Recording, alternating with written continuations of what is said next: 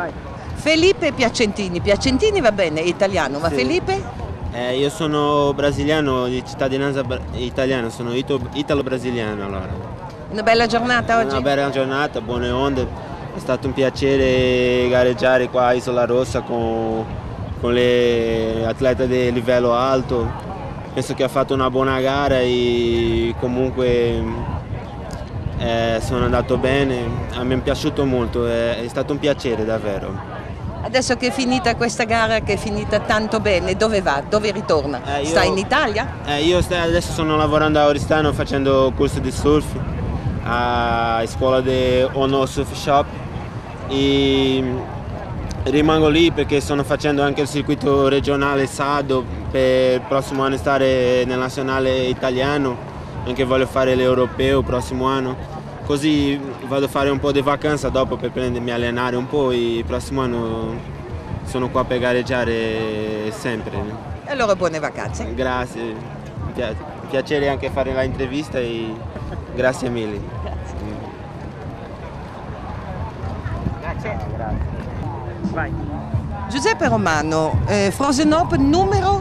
2004, è la quarta edizione. Questa è l'edizione del 2007, anno 2007. Come mai è nato? Come ci avete pensato? Perché questa idea? Allora, il contest è nato per sfruttare giornate con onde, perché noi abbiamo una concessione qui, lavorando, quando fa le onde ci fermiamo. Innamorati del surf? Comunque. Innamoratissimi del surf, abbiamo deciso di organizzare una piccola gara con la Frozen e con Fabio Di Molfetta che ci ha dato una mano per la crescita. Dal primo contest, che è stato veramente piccolino, con un'altra federazione, la FISurf, che ormai adesso è andata via, abbiamo cominciato veramente senza sponsor e senza nulla, con 20 persone. Adesso, dopo 4 anni, abbiamo i migliori surfisti a livello sia italiano che internazionale, perché come avete visto ci sono stati 2 italo-brasiliani che comunque hanno dato spettacolo e sono arrivati al podio. Quanti erano oggi gli sportivi? Gli sportivi erano 25.